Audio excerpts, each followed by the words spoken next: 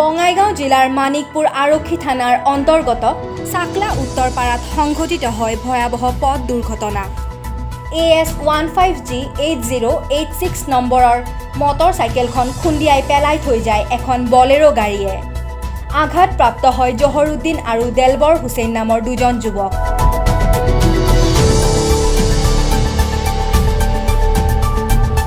দুৰ্ঘটনাৰ পিছত স্থানীয় ৰাইজে চাকলা কুকিলা ৰাজ্যিক চিকিৎসালয়লৈ লৈ যায়। পিছে চিকিৎসালয়ত নাছিল কোনো ডাক্তৰ, নাছিল কোনো নাৰ্ছ। অলপ ইমাৰ্জেঞ্চি আছে, মই ইয়াত হস্পিটেলত লৈ আহিছোঁ। হস্পিটেলত ডক্টৰ একো নাই।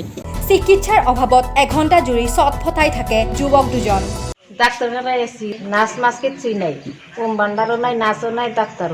অৱশেষত চিকিৎসালয়ত থকা উপস্বাস্থ্য কেন্দ্ৰৰ এজনী নাৰ্ছে যুৱক দুজনক অন্য চিকিৎসালয়লৈ যোৱাৰ ব্যৱস্থা কৰি দিয়ে।